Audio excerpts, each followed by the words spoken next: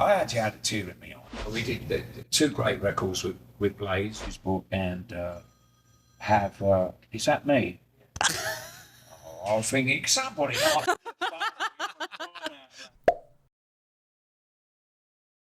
Hello everyone, it's Captain Harris. Welcome back to the channel, and as you can see, we have a very special guest with us today. Who would that be? Mr. Nicko McBrain. Good evening, good afternoon, welcome boys and girls, wherever you may be watching this from. Hello. Hello, Steph. Hello, Nicko. Hello, Brian. Hello. Alias James. There we go. We're here to talk to you today about how incredibly busy you've been in your apparent semi-retirement. Oh, I don't think this is a retirement at all. You've been so busy. You've been doing, let's see, convention signings. You've been to a movie premiere in London for a film about your band. Soon to be in the Rock and Roll Hall of Fame. You've written a book, and you're doing a book tour. Absolutely. Titanium Tart is touring. Biggest tour they've done so far. 5 shows. Limited edition snare you just announced. That's how many pieces? 600? 666. Oh, perfect. How could you forget? 2 extra ones, but, you know. My gosh. No, there's six. The idea is to make 666 of them. They wanted to sell them for £777. They're not cheap, but then there's a lot of work gone into them. Of course. And, the most important, other than the fact that they're hand built drums, cold press. Yeah. And what that means is you don't use heat to keep the glue through each laminate and whatnot. And the wonderful thing is you can put the wrap of the drum. These drums here, they're this is a laminate finish, but so you can put the laminate in the mold, and then put the rest of the form around it, cold press it. Wow. You can't do that if you've got heat, so you have to put the actual wrap goes on last. But we've Craig Buckley, the CEO of British Drum Company, turned around one day and says, "Why don't if you got any old cracked cymbals? I'll be somewhere back in time to them." I said, "I do actually." He said, "Well, why don't we get hold of them and make a?" And what they did, they didn't laser them, but they used water to cut circles out on the busted cymbal, and so you get a little bit of history, my history and the band's history in the shell as well. So a little bit of the cymbal goes in it. I think that's a question you had. You were wondering if they were cracked cymbals or perfectly good cymbals. No. There's no way to destroy a perfectly good cymbal. Well, actually, let me rephrase it. I have destroyed perfectly good cymbals when I've been playing live. I was going to say, one of my specific questions was, how difficult was it to get rid of your cymbals? But if they're cracked, then it's fine. Oh, back in the 80s and 90s, I used to keep the cracked cymbals and send them back to Plastic. And what it meant was, I mean, I was one of many drummers that did that, but what they would do with those cracked cymbals would they analyse why they cracked. Yeah. And so they kind of nixed the idea because everybody was sending cracked cymbals back to them. People that weren't even endorsees were sending stuff back, and they just got inundated. And in fact, they did actually at one time melt them all down and made a drum set out. That's very cool. Yeah, but it was like super heavy kit. I didn't actually ever get one. And in fact, Eric, if you're watching this, Mr. Eric Peisty, you still owe me one of those snare drums, don't you? Anyway, enough said about that. So yeah, so they've got a nice bit of, my history within the shell. And of course, there's 7 heads on it. Did you pick which of those Eddies went on Pretty there? much so, yeah. They showed me the schematic draw up, the drawings for it. Obviously, the troop had to be in there. And he's the biggest, and his sword goes across. Yeah, he's got his actual torso and everything on there. It has color where the rest are black and white. Yeah. And it's just it's a nice thing to. It's encouraging that. First of all, I had to tip my hat to the management and the band for allowing me to do that. And we had to talk about how we were going to structure, their involvement with it, and all good. I'm really knocked out about it. I think they're actually being. I think we had 150 orders. Oh wow! On the first week, so that's great. And because the cymbals picked to put in these drums, I mean, they were picked from they really span across 3 different small Maiden eras, which are somewhere back in time, Final Frontier, and even dipping into Maiden England through 2012. So was that kind of a cymbal set you were using for that period of time? Yeah, they're coming out of because I think, if I'm not mistaken, I had a blue logo on the bottom somewhere back in time, symbols, and I might have used them on the next, that, you know, like The Final Frontier, yeah. Yeah. So so it's pot luck what you get. Some will have a little bit of the blue logo on them. You know, obviously not the whole thing, because it's only about a 3-inch diameter. I've seen a few photos of them. Yeah. So there's some people are gonna buy the snare, and they'll get, oh, there's a bit of Nicko, there's a bit part of the logo. I got the P. So that's it, the 7-edge limited edition snare drum. Yeah. Very exciting. Yeah, I'm very excited about it. But we also want to talk to you a little bit about the movie, because obviously the movie came out last month. All 3 of us were in it. Yes, which is very cool. And we were kind of curious what your experience was like filming on your filming day, because we filmed with me and Steph and Logan. We had the first filming day down in Miami, and they told us they were going to go and film your stuff the next day. How did you feel about it being audio only? Well, I wasn't aware that it was going to actually be just audio. Maybe I was, and I forgot. But the most important thing about it is it's a story that was primarily made by the fans, about the fans. And so that with us not being in it, you know, only on the term in terms of all the live performances and whatnot, I think that made sense. You know, obviously the majority of the narration it started with Steve, and then Bruce took over. A lot of narration was done by Bruce, and then myself. I was a bit disappointed. There was hardly anything that Dave Yannick or Asian. Yeah, I felt like there was very, very, very little Yannick was what I noticed initially. My personal feeling was, you know, I thought it would have been a little bit more of a deep dive within like the back, you know, people like Michael Kenny and, so, you know, my drum tech or David's guitar, people like that I personally think should have been included. And backstage stuff, like how they set the gear up. People want to know that. And I agree. You know, being that it was supposed to be a fan-based film, that's what you lot would like to have seen. You know, oh, what happened to the Count? Who was that? You know, Michael Kenny up, you know, lifting him up on a cherry picker, you know, with an organ, Phantom of the Opera, you know. But it wasn't a film made by us, so you know, it was an independent film. It was somebody else's vision. Yeah, I thought it was being very critical. I thought the very beginning was too grainy. The visuals. Yeah. Now, I mean, whether that was intentional or not, I don't know. I think it must have been. I think they put a filter over all the live stuff, because they used it from a lot of things like In Vivo and, you know, a lot of the live albums and that. Yeah, but not so much the later stuff. Yeah. The early stuff, way back, you know, in the you know, when the seed was sown for the birth of the band, you know. You know, there's stuff from the Ruskin Arms and the Cotton Horses and places like that. But, you know, it is nitpicking as far as you know. But at the end of the day, I thought Malcolm did a great, wonderful job. You know, how do you cover 50 years of history within like shy of 90 minutes or whatever it was? It's impossible. I mean, it has to be the highlights.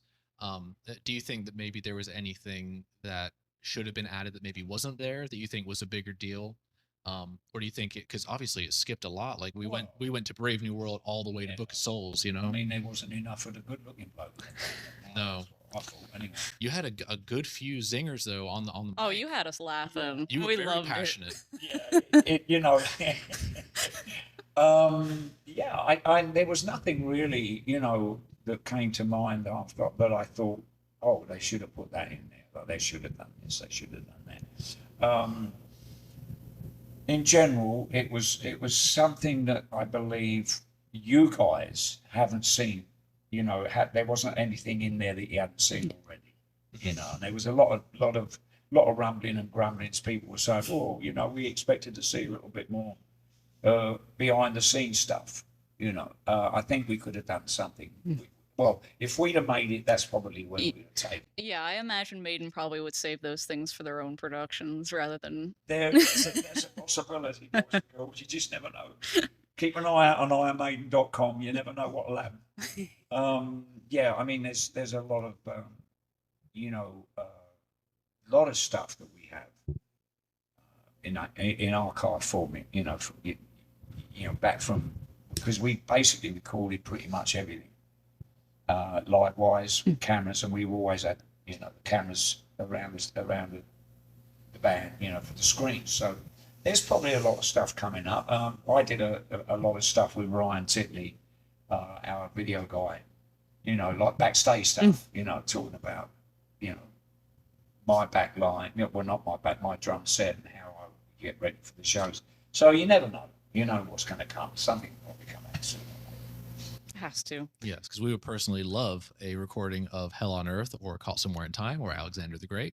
You never know, do you? No, you don't. Yeah, I mean, in general, the premiere was stunning. I was just about to ask about that. we all got that. Stephen Yannick had to go over to Split early, so that, you know, they weren't there for the premiere. But me, Dave, Adrian, and Bruce were there, and Blaze Turner. How long had it been since you got to see Blaze? I hadn't seen Blaze since our show, the last show I did in England in 24. Okay. So he came up to a show in Manchester. Was it Manchester? Birmingham, actually, because I remember I had some friends that saw him out and about there. And we sat together, and I said to him, I said, "Yeah, I had a stroke last year." He says, "Yeah, I heard." He said, "Did you know I had a heart attack?"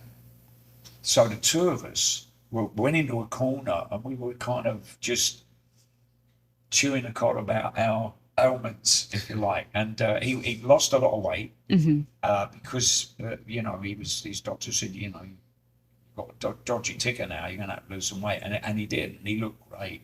And it was so lovely to see him. And of course, at the premiere, you know, it same old guy. It was as though I'd seen him yesterday.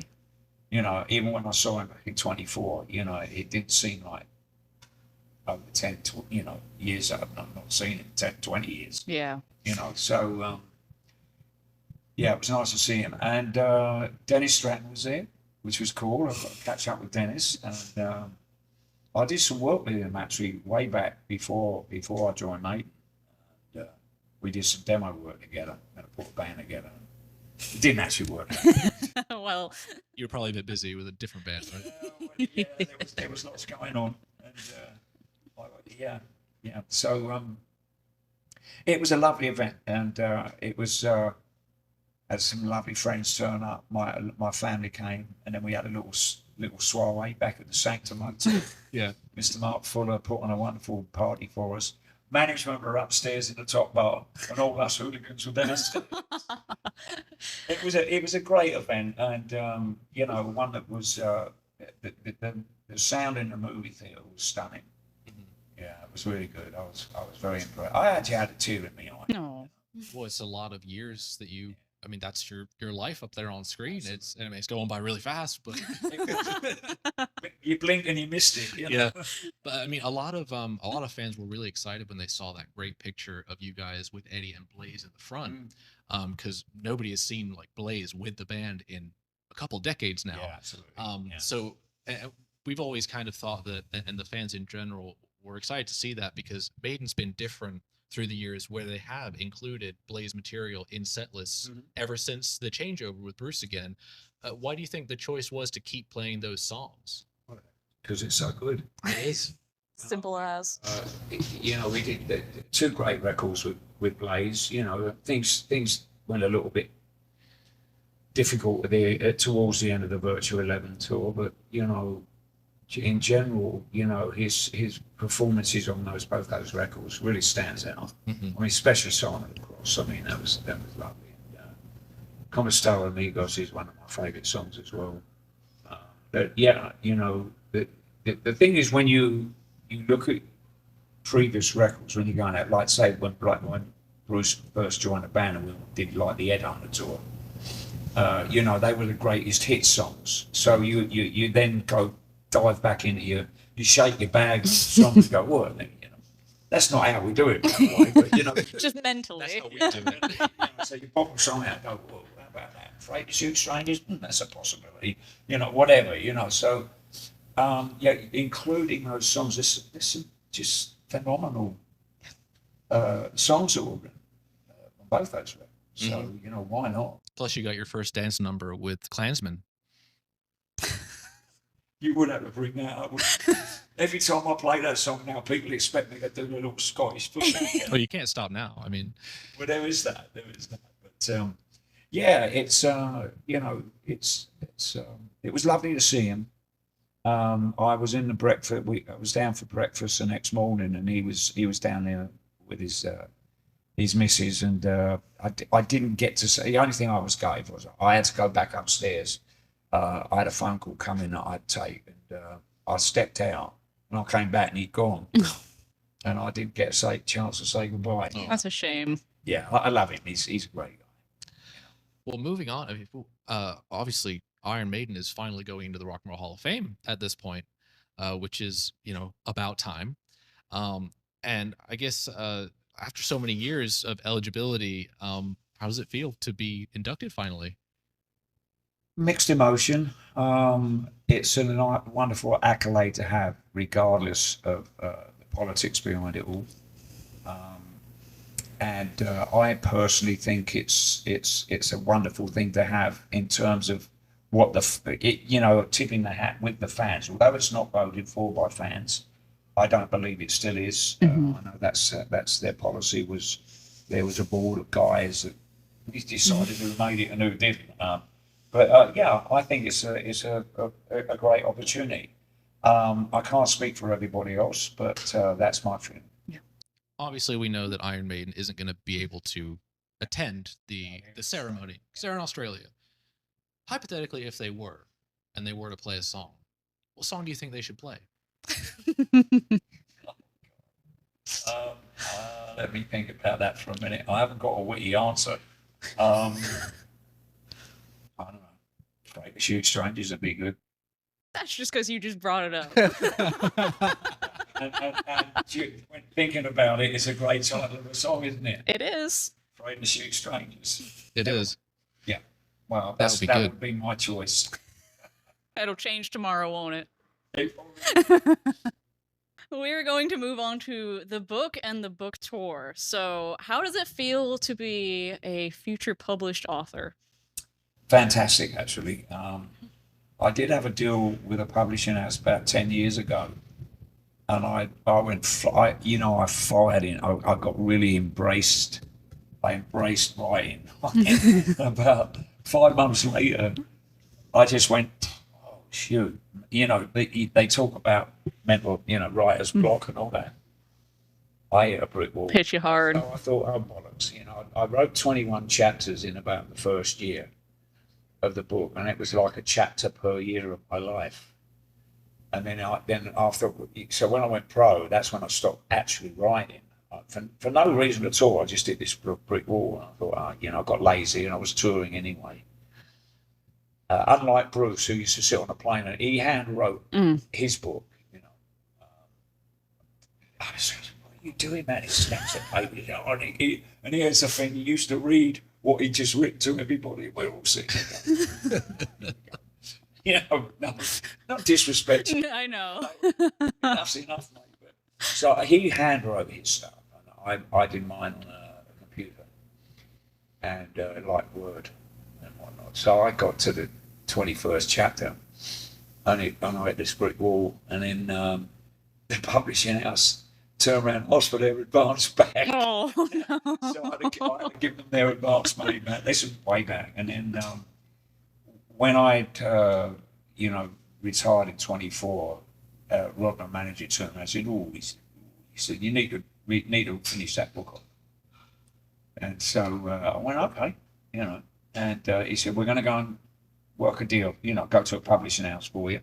And HarperCollins picked it up, and then went from there, and took another year.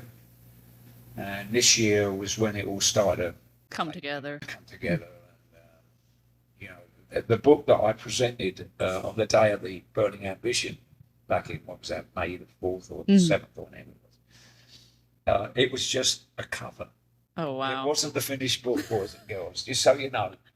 And it was like, yeah, it's one I prepared earlier, you know. But it was nice to be able to actually finally announce Yeah. to everyone. Long time coming, it sounds like. It's been a long time coming, it sounds like. A long time coming. That's what she said last night. Ooh. And Well, you're also the third. You're the third Maiden member now to put out a book, and That's after right. Bruce and Adrian, did you learn anything from their experience of writing it? No. Why would I want to read their books?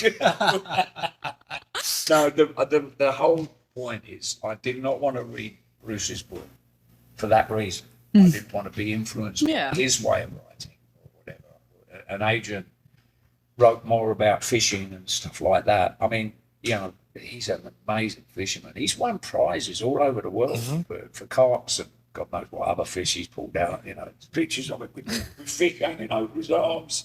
It's not made him in it. Yeah, I'm very, very, very proud that they wrote their own, you know, books. On, as you said, on the third lad down the line. So, well, and of course, there's the tour to go along with it. Yeah, so I'm sure you have lots of great stories to tell ahead. What can attendees expect from this evening with the handsome one?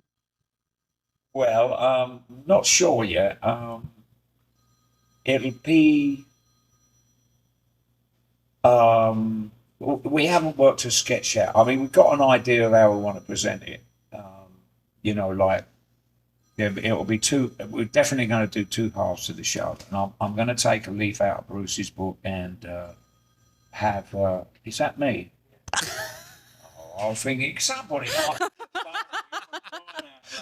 And let me turn the ring on. Do beg your pardon, boys. How rude is that? So his second half of his show, in the intermission, people would write cards like he had with questions. So I want to do that. It's a great idea. Like and I don't want to know what the question is before. So I like pick one up there. If I don't like it, I'll throw it. Pick another one out. You know, oh yeah, that's all right. And then ask the, you know, speak the question out. Who, you know, who said it in? Take the Mickey out of it. Well, it doesn't matter what's going to happen because it's nearly sold out in a lot of places anyway. Yeah, I'm really stoked about that. I know Glasgow went out. I think it was the first show that had actually sold out, and then Dublin's close. gone. Bushall, the last gig, we might put up an ultimate show in there, do 2 nights. Like, so, you know, they're talking about it. So really, the format I'm going to really have to suck it and see. Basically, you know, we've got to work out how we're going to present the, you know, who I sit down with to discuss the book, and we're also going to do an audio version. Ooh, very nice. My dear friend Marco over there is going to be twiddling the knobs. Well, he likes twiddling the knobs, don't you, Marco? Huh? Yeah. So we're gonna have an audio version too. So I've just got a note today saying that the final draft's through. So I'm gonna have to read through that the next week and probably get going in the next couple of weeks, Marco. Yeah. So, and the great thing is, it's been there's been a lot of interest in different languages. You know, I think we've got 11 countries that want to transpose it into their language. So, yeah. Nicko in Spanish. You'll be doing that, right? Yeah, You'll be doing all of them, right? I've got the Polish ones as well. No, it's fantastic. So far, the reaction to the announcement of the book's been fantastic. Yeah, well, I'm very excited for it personally. I know we all are because I know you all have so many good stories to tell, and I just want to hear all of them. So many, you know. It's been wonderful, and you know, going back to, you know, some of the stores and visiting them again. It's like, oh, yeah, I remember this. Oh yeah, what happened when we got this studio and what we did, you know. Yeah, once you start writing it, might come back a bit as you're doing like, oh yeah, yeah. Should I tell that part of the story? Yes. Yeah. Definitely yes. So this is our last section of Nicko's happenings. This is Titanium Topics. You're going on tour for the biggest Titanium Tart run you've done so far with 5 shows. Show, yeah. Yeah, it's a mini tour. It's a mini tour, but it's bigger than your other mini tours. The nice thing is we're actually going out of it's the first show we'll be playing out in another state. We're going over into Georgia, so we're going out to Atlanta. That's the last show of that run. So I think we're starting off in Sanford. OCC, is it? That's no, that's the last one is OCC. Sanford's the barn, yeah. Yeah. So we're going up to the barn. Then we come back down here to do the culture room. That should be fun. That's a bit bigger than Piper's was. I know Piper's closed, so you guys found a new venue. Yeah, that's really sad. Actually, Greg, the guy who owned it and ran the place, was a great guy, and it was sad that we had to lose it. Yeah. As a music venue in South Florida, it's finding that a lot happening a lot more often with music venues. The price of the rent goes up, beer goes up. It's just It's tough. Constant fight. He hung in as long as he could. And so I think we were one of the last bands to play there a couple of weeks before we shut down. But the culture room is very nice. I've been there before. It's quite a bit bigger, so room for a good crowd. I was told the other day that it used to be something else. There was a nightclub. It's on the corner of Oakland Park, isn't it? And is it Federal? I'm not familiar. It's Federal and Oakland Park, right? Well, the photographer, Can I Play with Madness? Is it Can I Play with Madness? Was done at the back of that club. Where we were all standing with our arms behind, all shirtless. Oh, 2 minutes. Yeah. That's what Mission from Airy. Yes.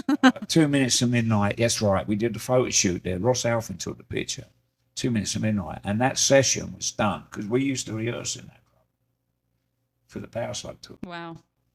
And so we finished the album in Nassau, and then we came over and started rehearsing. And actually, that's how I met my wife. Oh. Around that time, we were rehearsing all around. And I was told, and I said, no, the culture room is down, further down to going east, down at Oakland Park. Well, I think it used to live down there, but they moved it. Any ideas? I don't remember. Am I right? Or, I mean, duh. But so they said, no, that's on the corner of, this is the club you guys used to rehearse in. And it was a nightclub, did like a disco. And they had a big disco ball in the room. Can we put the lights on? Anyway, so that's where we took that picture. 2 minutes to midnight. So anyway, that is the second gig, I believe. And then, Jacksonville's another new one. Yeah, Jacksonville was another new one, and then we're doing the OCC. That's not the last one. That's last, isn't it? It's last. So we're going up to Jacksonville, and then going to Atlanta. Then they're coming back, and then we're going to do the OCC, which I love that gig. By the way. Yeah. The OCC's fantastic. Yeah, it is fun. Rob's is great up there.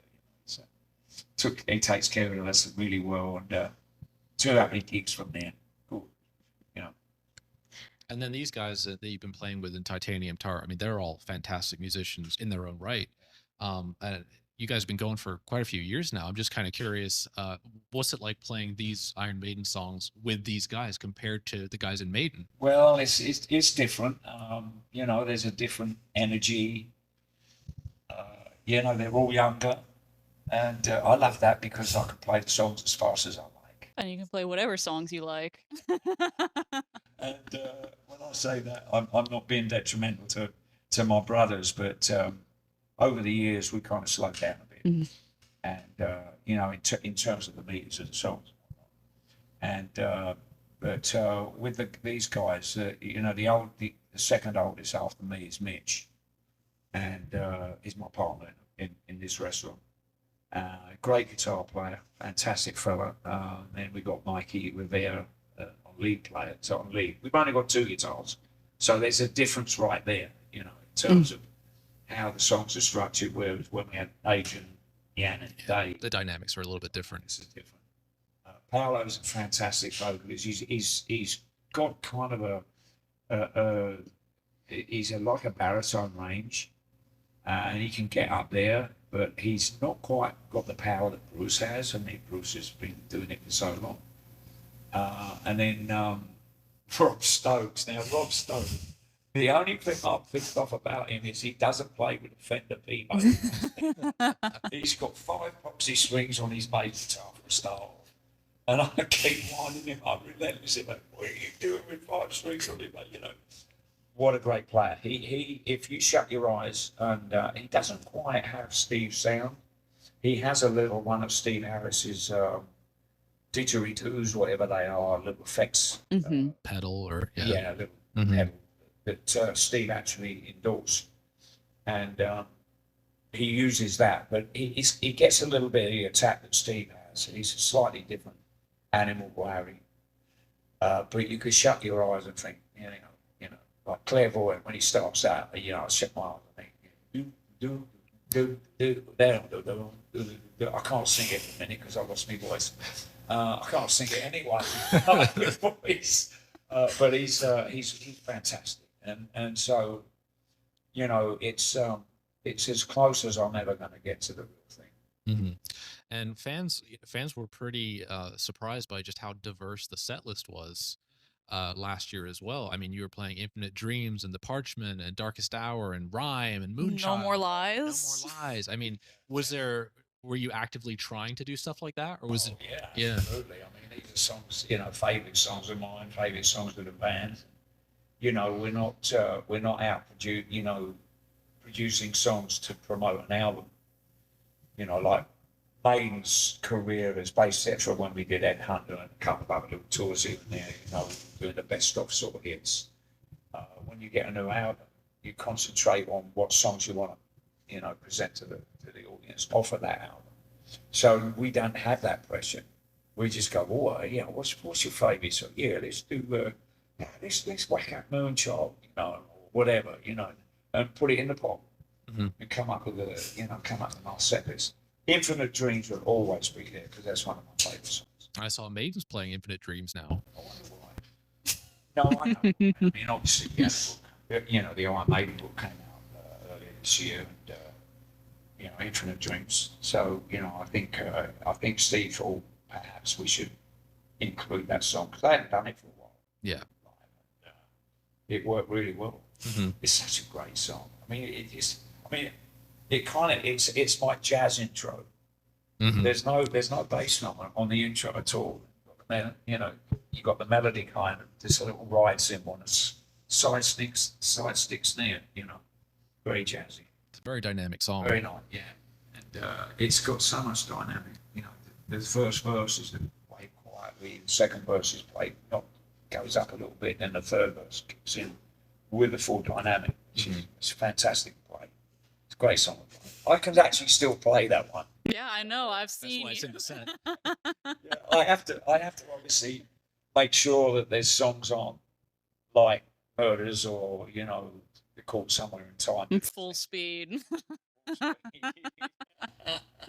It's great to be able to just have that freedom of choice, to these songs. So whose choice was it to put Rhyme of the Ancient Mariner in the encore of all places? I've always loved that track. It's a great track from every one of Maiden's songs are great to play live, pretty much. But that's one of my favourites. I get a break in it when the break's down with the bass line, where I actually jumped in the swimming pool at I think it was Allentown, Pennsylvania. No, not Allentown. Sacramento. And they had the pool at the back of the gig, and I went and jumped in it. No, it's great, and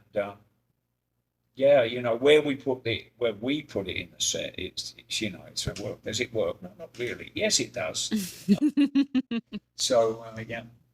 And for Iron Maiden fans, Iron Maiden will actually be playing Charlotte September 12th. You guys are playing Atlanta on the 13th, I believe. It's only a 3-hour drive. If you want to see Nicko and Iron Maiden all in the same weekend, this is your only chance. Yeah. It's their first time in Atlanta. Ever. Ever, yes, ever, and Maiden and Nicko, same weekend. Also, the only other thing I wanted to touch on with the shows is last year, in 2025, when you played with Titanium Tart for the first time again, it was the first time the fans got to see through videos of yourself playing, how you were playing and what you were up to, and the fans were elated to see you on the kit again and playing as well as you were. How did it feel to receive that kind of support? It was magic. I mean, to have a welcome back at these shows, although it's not my brothers, it was immense. And to get the comments of, oh, he's playing really well. What's he linked the band for? There's a lot of that. But yeah, I get that. But it was very lovely to see those accolades from the fans. We can't forget, which I nearly did, the wonderful Eldad on keyboards. He's such a part, because Iron Maiden since 1988 always had some kind of keyboard going on. Love it or hate it, that's been the way it has been forever. So, and Eldad's fantastic. What a great guy, good player. Doesn't play on every song because there's some songs without keyboard. Does the Seagulls on Darkest Hour? Yeah, the seagulls at the beginning and the beach at the end. I love the That's going to be in the set. I'm not changing. Oh. Yeah, I've got to keep that in. That's one of my favourite songs off of St. Jude's, next to Passion. Well, Passion Tales. Sorry, Passion Tales. Parchment. Wrong album. Love Passchendaele. The Parchment. That's my favourite song. That's my favorite song on the album as well. So I was very, very happy you guys played it. I don't know. We've not rehearsed it as yet. That's all right. I like variety. Absolutely. Yeah. So I'm looking forward to these gigs. Thank you so much, boys and girls, for coming out and supporting us last year. Also, we did the party, and that was fun. Very, very hard day for me because I was, thank you for that. Of course. Being so gracious with what do you call those things? It was a diorama. I called it diarrhea. Beg your pardon. Thank you so much, Steph, for all your wonderful contributions. Of course. All the Maiden stuff that you've done for us over the years. Well, Maiden's given me so much, so this is just me giving it all back. Absolutely. Well, thank you so much for that. And look out for this year's Christmas party. It will be the second weekend. I think that's the 12th of December this year. Because you're running that book tour into December. Yeah, I'm finishing it. So we may have an extra couple of days there. We don't know yet. So can fans of Nicko McBrain expect Titanium Tart to expand past Georgia in the future? Would you like to hit some future states? Well, we talked about it, and it's on the cards to do. I've got to work around some of the guys who've got day jobs. Mm-hmm. So, that sort of limits you to how far and how often you can get out of the state. So, yeah, definitely. I mean, I've been invited to go to South America. Ooh. So that would be nice to do. But at the minute we just staying close to home. Watch this space. And I've got to give a shout out to the wonderful manageress of Titanium Tart, my wife Rebecca, and thank her very much for all the hard work and effort that she's put in behind getting us out and doing these shows. Yeah. It's all that, and of course, Mr. Rob Midas. Hello. I noticed what I said there. I did. Right. Well, it's Rob Meaves actually. I only said Rob Midas because he likes the Midas title. I don't know why, because I've always called him Meaves. Same. Anyway, thanks for Robbie. Thanks so very much, mate. And, Love you, mate. great. Yeah. God bless you all, and thanks, Adam. And thank you, James. And thank you, Nicko. I got the first name right this time. Where were we when I was at stage? I came out. So this is the story that we've told on the channel, because half the people that watch our channel are like, why do they keep calling him Brian? Here it is. This is the story. Okay. 2023. We're in Manchester. Okay. Drum We're one. at drum one. Nico is there doing, he's speaking, he's talking, he's doing pictures. He's on the stage. He looks out into the crowd. It's wall to wall people, tons of people. He looks in the crowd. He sees Steph's face and he says, "Oh, hi, Steph."